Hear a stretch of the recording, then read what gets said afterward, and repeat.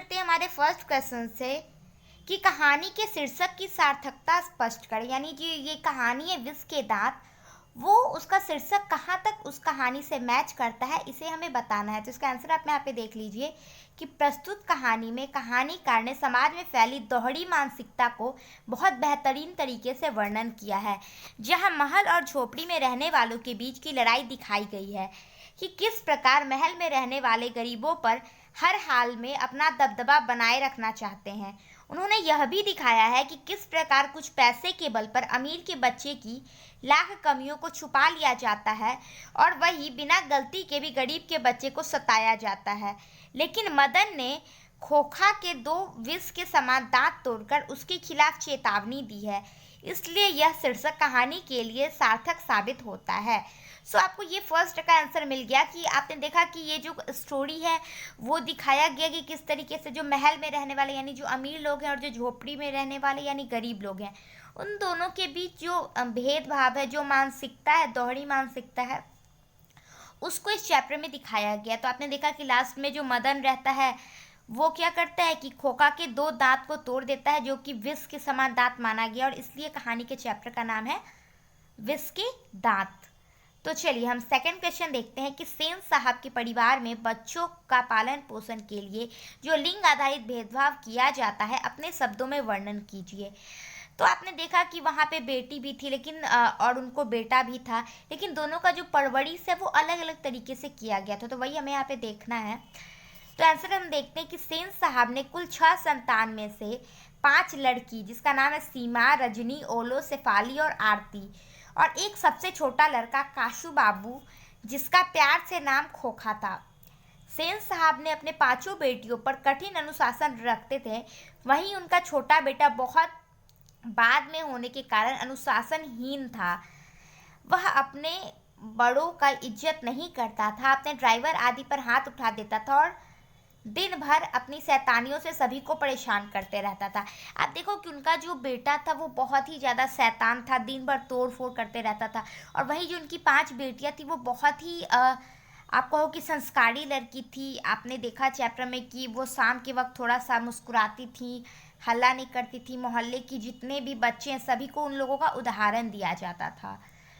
फिर third question है कि खोखा किन मामलों में अपवाद है था।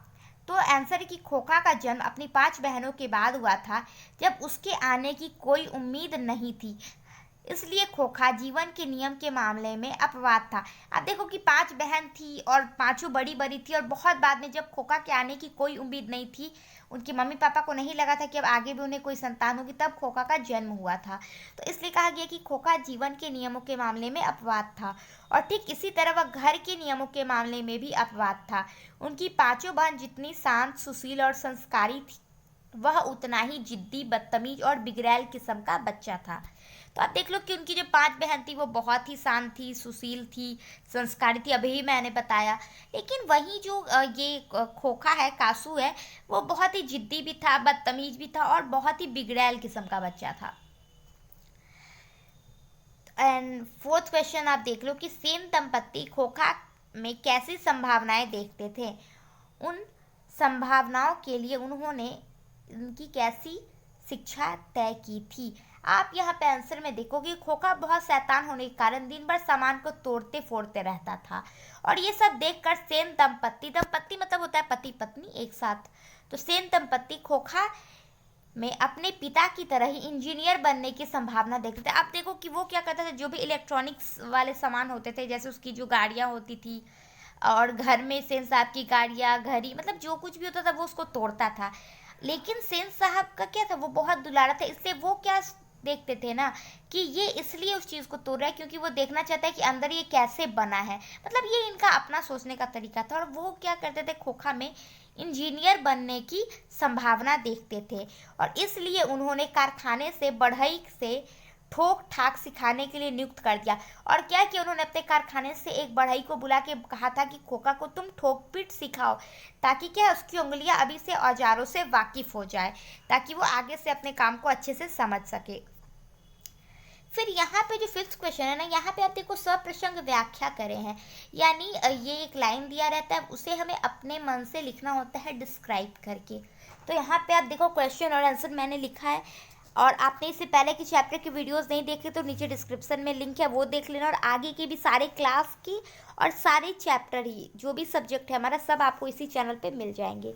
चलिए देखते क्वेश्चन कि लड़कियां क्या है, कठपुतलियां हैं और उनके माता पिता इस बात पर गर्व करते हैं। आप देखो कि उनकी जो बेटियां हैं ना वो कठपुतलियां, और उनके माता पिता इस बात पर गर्व करते हैं, इसे हमें डिफाइन करना है। तो व्याख्या यहाँ मैंने किया है कि प्रस्तुत पंक्ति नलिनी विलोचन शर्मा द्वारा रचित विष के दांत कहानी शीर्षक से लिया गया है, जिसमें सेन साहब की बेटियों के संदर्भ में लिखा गया है कि वह सभी बहुत ही अनुशासन, तहजीब और तमीज वाली लड़कियां हैं, जो अपने माता पिता के कहे अनुसार ही कार्य करती हैं। ना वो जोर से बोलती हैं, ना जोर से हंसती हैं। लेकिन उनके विपरीत उनका बेटा है, जिसमें अनुशासन की बहुत कमी दिखाई पड़ती है।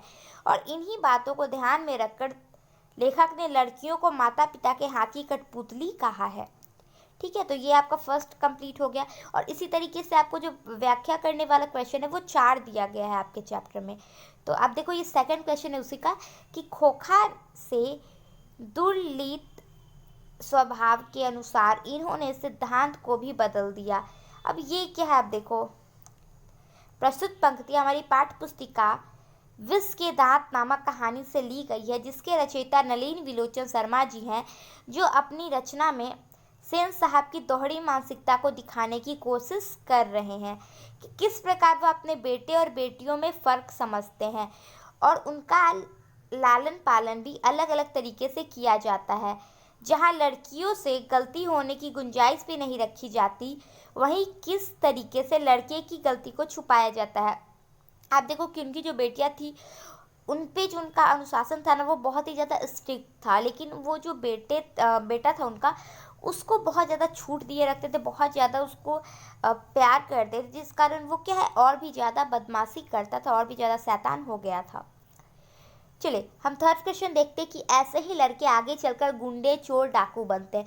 तो आपको याद होगा कि ये किसने कहा था, सेन साहब ने कहा था गिरधर लाल को डांटते हुए मदन के बारे में। तो वो हमें डिस्क्राइब करना है। देखिए कैसे हम करेंगे एग्जाम में, और ये आप ध्यान रखना, हो सकता है कि इस चैप्टर से क्वेश्चन नहीं आए, अलग ही चैप्टर से आए। तो आप ये ध्यान में रखना किस तरीके से स्टार्टिंग करते हैं। जैसे प्रस्तुत पंक्ति हमारी पाठ्य पुस्तिका और जो भी आपका दांत मतलब जो चैप्टर का नाम है, जैसे यहाँ पे विष के दांत है तो वो मैंने लिखा है, फिर आप अपने अनुसार वो लिख लेना। नामक कहानी से ली गई है, जिसके रचयिता नलिनी विलोचन शर्मा जी। इस पंक्ति को प्रसंग गिरधारी के बेटे मदन के साथ जुड़ा हुआ है। ठीक है, मदन ने सेन साहब की गाड़ी छूने की कोशिश की तो उनके ड्राइवर ने मदन को धक्के देकर नीचे गिरा दिया, जिससे मदन का घुटना फूट गया और वह गुस्से में ड्राइवर की तरफ दौड़ा, लेकिन उसकी मां ने उसे पकड़ लिया। और इसी बात पर सेन साहब ने उसके पिता गिरधर लाल को सीख देते हुए कहा कि तुम्हारा बच्चा बहुत शैतान हो रहा है, अगर तुमने उसकी शैतानी को लगाम नहीं दिया तो ऐसे ही लड़के आगे चलकर गुंडे, चोर, डाकू बनते हैं। तो ये आप देखो कि ये आंसर भी आपको समझ में आ गया। और लास्ट है सब प्रश्न व्याख्या करेगा कि हंस कौवा की जमात में शामिल होने के लिए ललक गया। तो ये क्या है कि आप देखो ये मैंने डिफाइन किया ही है, यहीं पे आप देख लो आंसर में कि प्रस्तुत पंक्ति हमारी पाठ्य पुस्तिका के विष के दांत नामक कहानी से ली गई है। इसके रचयिता नलिनी विलोचन शर्मा जी हैं। यह प्रसंग उस समय का है जब मदन गली के बच्चों के साथ मजे में खेल रहा था, और यह देखकर खोखा का दिल किया कि वह भी उनके साथ जाकर खेले, क्योंकि उसी दिन मदन, उसके पिता और उसकी मां को खोखा के परिवार द्वारा अपमानित किया गया था, जिस कारण मदन ने खोखा को वहां खेलने से मना कर दिया। यह पंक्ति सामाजिक असमानता और भेदभाव को प्रदर्शित करता है। आपने देखा कि किस तरीके से सेन साहब और उनकी पत्नी जो है वो गिरधर लाल यानी जो मदन के पापा रहते हैं उनसे उनका कंप्लेन करती है कि तुम मदन को संभालो, वो बहुत शैतान हो गया है, ये वो। तो अब क्या हुआ कि ये तो याद था मदन को, तो जैसे ही वो आया जब खोखा खेलने उसके साथ, तो उसने क्या किया कि मना कर दिया कि नहीं तुम मेरे साथ नहीं खेलो। अब यहाँ पे हंस किसे कहा गया, तो ये खोखा को कहा गया। क्यों? क्योंकि वो अमीर का बच्चा है। ठीक है, उसके जो पापा है वो रईस खानदान से आते हैं। और कौवा कहा गया है जो वो बस्ती के और आम बच्चे थे मदन की तरह, उन्हें कौवा कहा गया है। लेकिन जब वो खेल रहे थे, हंस अकेला था, तो उसको मन किया कि वो आके उन बच्चों के साथ खेले, तो इसलिए यहाँ पे हंस और कौवा का जिक्र किया गया है। चलिए हम 6 नंबर क्वेश्चन देखते हैं कि सेन साहब के और उसके मित्रों के बीच क्या बातचीत हुई और पत्रकार मित्र ने उन्हें किस तरह उत्तर दिया। तो यहाँ पे आंसर देखो, मैंने ये जो आंसर है ना वो मैंने अपने मन से लिखा है, क्योंकि आप देखो कि अगर आप ये लिखोगे ना तो एग्जामिनर को लगेगा कि हाँ आपने अच्छे से लिखा है, कहीं भी जो आपका गेस पेपर गाइड वगैरह आता है वहाँ से आपने कॉपी नहीं किया, तो एग्जामिनर आपको अच्छे मार्क्स देते हैं। तो इसलिए कि खुद का वर्ड वहाँ पे यूज़ करना ज़रूरी हो जाता है, तो आप यहाँ पे इसलिए मैंने आप देख लो कि सारा ही वर्ड जो है वो बहुत ही अलग तरीके से लिखा गया है और इससे आपको याद करने में भी आसानी होगी। आंसर है सेन साहब और उसके मित्रों के बीच अपने बच्चों के भविष्य को लेकर बातचीत हो रही थी और सेन साहब ने कहा कि मैं तो खोका को इंजीनियर बनाने जा रहा हूँ, और वह बार बार इसी बात को दोहरा रहे थे।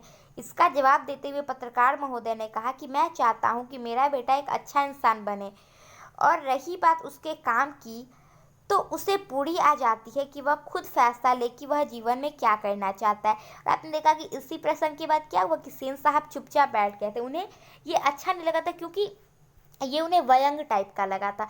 और देखो सही भी है, क्योंकि आप देखो कि अगर बच्चे पे आप अपने मन मर्जी के लिए उसका फ्यूचर आप खुद सेलेक्ट करते हो तो ज़रूरी नहीं कि बच्चा भी उसमें इंटरेस्टेड हो। तो इसलिए यहाँ पे जो उसके पत्रकार मित्र थे उन्होंने कहा कि मैं जो उनका बच्चा वो साथ लेकर आया था अपने पढ़ा चैप्टर में, जो बहुत ही ज़्यादा इंटेलिजेंट था, तो उसके ही बारे में उसने कहा कि मैं बस ये अच्छा इंसान बन जाए, बाकी वो जीवन में क्या करेगा वो खुद ही फैसला लेगा। तो चले 7th क्वेश्चन है कि मदन और ड्राइवर के बीच के विवाद के द्वारा कहानीकार क्या बताना चाहते हैं। तो आंसर है कि कहानीकार ने सेन साहब के ड्राइवर की सामंती मानसिकता को दिखाने की कोशिश की। अब आप देखो सामंतवाद हमने हिस्ट्री में पढ़ा था। सामंतवाद क्या होता है, मतलब कि जहाँ पे अपने राजा के प्रति, आप जैसे देखो राजा लोग क्या करते थे, अपने मंत्री वगैरह उनके जो होते थे वो सिर्फ राजा के बारे में बात करते थे, राजा की तारीफ करते थे, तो उसे सामंतवाद, मतलब उसे सामंतवाद नहीं, यहाँ पे मैं आपको समझा रही हूँ, मतलब वो अपने मालिक के होते हैं टोटली। तो यही जो यहाँ पे इनका ड्राइवर है वो भी सामंती मानसिकता है। मतलब आप देखो कि जब मदन क्या करता है, उसके कार को छूता है तो वो उसको धक्का दे देता है, मतलब क्या है कि वो अपने मालिक के प्रति ही बस उत्तरदायी होता है, उसको बाकी दुनिया से मतलब नहीं रहता है। तो कहानीकार ने सेन साहब के ड्राइवर की सामंती मानसिकता को दिखाने की कोशिश की है कि किस प्रकार मदन एक गरीब बच्चा होने के कारण जब उसके मालिक के मोटर को स्पर्श मात्र करता है तो उसी पर वह उसे धक्के देकर नीचे गिरा देता है। यह उस भावना को दिखाता है कि किस प्रकार बड़े लोगों के ड्राइवर होने पर भी उसे इतना अक्ल है और वह दूसरों को कुछ नहीं समझता। ठीक है, वही होता है सामंतवाद की, जो बड़े लोग हैं जो शासन में है सिर्फ उन्हीं की अगर चलती है समाज में तो उससे हम सामंतवाद समझ सकते हैं। ठीक है, इसका अपना अलग डेफिनेशन है, लेकिन वो हिस्ट्री है और ये हिंदी है, तो यहाँ पे मैं वो अगर बोलूँगी तो आपको समझ में नहीं आएगा। चलिए फिर एक काशू और मदन के बीच झगड़े का कारण क्या था। इस प्रसंग से लेखक के द्वारा इस प्रसंग के द्वारा लेखक क्या दिखाना चाहते हैं। ठीक है, चलिए काशू और मदन के बीच झगड़े का मुख्य कारण लट्टू था। जब काशू मदन को से लट्टू मांगता है तो मदन उसे इनकार कर देता है और इस कारण काशू को गुस्सा आ जाता है और वह मदन पर हाथ उठा देता है। लेकिन मदन उसके मुकाबले अधिक बहादुर लड़का था, जिसके कारण उसने काशू से की जमकर धुलाई की और उसके आगे के 2 विष के समान दांत को तोड़कर अपनी बहादुरी का परिचय भी दिया। इस प्रसंग से कहानीकार बालपन में निर्भयता को दिखाते, मतलब किस तरीके से निर्भयता, मतलब होता है कि किसी का डर नहीं होना, निर्भय होना। तो आप देखो कि वो इसलिए, मतलब वो अगर खोखा बदमाशी कर रहा है तो उसने उसे पीट दिया। उसके मन में इस बात का डर नहीं था कि उसके पिता एक अमीर हैं, ऊंचे वर्ग से आते हैं, वो मुझे कुछ भी कर सकते हैं, तो ये सब डर उसके मन में नहीं है और यही वहाँ पे दिखाने की कोशिश भी कर रहे हैं हमारे लेखक। गरीब बच्चे सामाजिक असमानता को नहीं समझते हैं और अपने आत्मसम्मान के लिए स्वयं खड़े हो जाते हैं। ठीक है, ये यहाँ पे दिखाने की कोशिश की जा रही है। फिर 9 नंबर क्वेश्चन है कि महल और झोपड़ी वालों की लड़ाई में अक्सर महल वाले ही जीतते हैं, पर उसी हालत में जब दूसरे झोपड़ी वाले उसकी मदद अपने ही खिलाफ करते हैं। लेखक ने इस कथन से कहानी की एक उदाहरण देकर पुष्टि की थी। आप देखो ये सच में बहुत बड़ी बात है। आप देखो कि अगर कोई जीतता है, ठीक है, कोई बदमाश जीतता है तो वो इसी बल पे जीतता है ना, क्योंकि जो हमारे लोग हैं ना वो भी उनका साथ देने लगते हैं। तो ऐसे में क्या होता है कि जो सच है या फिर जो गरीब लोग हैं, झोपड़ी वाले लोग हैं, वो दब के रह जाते हैं, ठीक है? और आप ये देख सकते हो अपने आस-पास इस समाज में यही तो होता है। यहाँ पे आप देखो यह बात बिल्कुल सही है कि महल और झोपड़ी वालों की लड़ाई में अक्सर महल वाले ही जीतते हैं। पर इसी हालत में जब दूसरे झोपड़ी वाले उसकी मदद के अपने ही खिलाफ करते हैं, क्योंकि जब मदन खोखा को पीटते हैं तो सारे बच्चे तमाशा देखते रहते हैं और अंत में मदन को अकेला छोड़कर भाग जाते हैं। आप देखो अगर सब मिलकर मदन उसको पीट देते हैं, खोखा को। हालांकि मतलब मैं ये नहीं बोल रही हूँ कि पीट देते, मेरा मतलब है कि अगर कहीं भी गलत होता है, ठीक है, अगर इनमें अगर एकता हो गई, गरीब लोग जो है उनमें अगर एकता आ जाए तो फिर किसी में इतनी हिम्मत नहीं होती कि वो उन पर चढ़ पाए, ठीक है। लेकिन क्या होता है कि उनमें एकता होती ही नहीं। आप देखो कि हमारे ही बीच के बहुत सारे ऐसे लोग होते हैं ना जो आपने अभी देखा कि उनका जो ड्राइवर था वो भी तो एक गरीब इंसान था, लेकिन उसके मन में क्या था, सामंती मानसिकता थी। तो वैसे ही मानसिकता वाले जो लोग होते हैं उन्हीं की वजह से हम हार जाते हैं या दबे हुए महसूस भी करते हैं। तो ऐसे में देखो क्योंकि जब मदन खोखा को पीटता है तो सारे बच्चे तमाशा देखते हैं और अंत में मदन को अकेला छोड़कर भाग जाते हैं। लेखक ने सही ही कहा है कि अगर गरीब की एक टुकड़ी अमीर के साथ नहीं दे तो अमीरों द्वारा गरीबों पे अत्याचार जरूर बच सकते। सही बात है, अगर गरीब ही क्या करता है, अमीर का साथ देने लगता है। आप देखो कि पहले क्या होता था, जमींदार वाला सिस्टम था, तो गांव के जो कुछ लोग होते थे ना या फिर जो जमींदार होते थे वो आप देखो कि अंग्रेज का साथ देते थे, है ना, अपने फायदे के लिए। और इसीलिए भारत उतना वर्षों तक गुलाम भी रहा अंग्रेजों का। अगर जो हमारे जमींदार थे, जो राजा थे, जो अलग अलग टुकड़ी में बटे थे, अगर सब एक साथ उसी वक्त अगर अंग्रेज के खिलाफ लड़ाई करते तो थोड़ी अंग्रेज यहाँ पे 200 साल रुकता। लेकिन क्या था, हमारे बीच एकता ही नहीं थी जिस कारण वो वहाँ पे आ गया था। तो ये लेखक यहाँ पे दिखाने की कोशिश करें। यहाँ पे क्वेश्चन देखो कि सेन साहब, मदन, कासू और गिरधर का हमें चरित्र चित्रण करना है, यानी उनके बारे में हमें बताना है कि उनका कैरेक्टर कैसा था। तो यहाँ पे देखो कि सबसे पहले हम सेन साहब के बारे में बात करते हैं कि सेन साहब एक अहंकारी अमीर वर्ग के व्यक्ति थे जो अपने बिगड़ैल बेटे के मुंह में इतने अंधे थे कि उसके तोड़ फोड़ में भी इंजीनियर बनने के गुण देखते थे।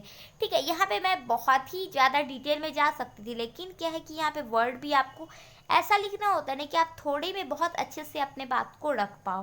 तो यहाँ पे मैंने लिखा, अगर आपको कुछ लग रहा है कि आप खुद से ऐड कर सकते हो या कुछ अलग से यहाँ पे हटा भी सकते हो तो वो आप खुद देख लेना, ठीक है। फिर मदन कहे कि एक आत्मस्वाभिमानी बालक था जो अपने सम्मान की रक्षा के लिए किसी से भी टकराने के लिए तैयार था। उसके मन में ना कोई डर और ना ही किसी प्रकार का लोभ ही था, ठीक है। फिर कासू का कि कासू एक बदतमीज, बिगड़ैल और जिद्दी किस्म का बच्चा था जिसमें बहुत अहंकार भरा हुआ था। वह अपने सामने किसी को कुछ नहीं समझता था। वह दिन भर शैतानियाँ करते रहता था। वह जीवन के मामलों के साथ साथ अपने घर के नियमों में भी अपवाद था, ठीक है। और फिर लास्टली गिरधर के बारे में कि गिरधर एक गरीब लाचार व्यक्ति था जो अपने मालिक के अन्याय को सहने के लिए विवश था। वह चाह कर भी उनका प्रतिकार नहीं कर सकता था। क्यों? क्योंकि जो उसका घर चल रहा था गिरधर का, वो सेन साहब के पैसे से ही चल रहा था। उसके मन में हमेशा ये डर रहता था कि अगर उसने कुछ भी ऐसा किया जो सेन साहब को पसंद नहीं आए तो हो सकता है कि सेन साहब उसको नौकरी पे से निकाल दे। तो इस कारण वो अपने पेट की वजह से, आप देखो अपने परिवार के पालन पोषण की वजह से उनकी गलत बात को, उनकी बीवी की गलत बात को भी वो सहता था क्योंकि वो मजबूर था, विवश था। फिर लास्ट क्वेश्चन है कि आपकी दृष्टि में कहानी का नायक कौन है और तर्कपूर्ण उत्तर दें। तो चलिए, यहाँ पे बिल्कुल ऑब्वियस सी बात है कि हमारे कहानी का नायक कौन है, तो मदन है। तो मेरी दृष्टि से कहानी का नायक मदन है क्योंकि उसमें बहुत सारी योग्यताएं हैं जो एक नायक में होती है। उसमें हिम्मत है, वह स्वाभिमानी है और अपने आप सम्मान की रक्षा के लिए वह कुछ भी कर सकता है। उसमें किसी भी डर का सॉरी उसमें किसी भी प्रकार का डर, लोभ या मोह नहीं है। उसके मन में ऊंच नीच की भावना भी नहीं है। उसने खोखा के दो विष समान दांत तोड़कर अपने व्यक्तित्व को और प्रभावशाली बनाया है। तो यहाँ पे आपका चैप्टर कंप्लीट हो जाता है। बहुत जल्दी मैं नेक्स्ट वीडियो दे दूँगी आपके नेक्स्ट चैप्टर का। तब तक के लिए आप पढ़ते रहो इसी तरीके से। Thank you.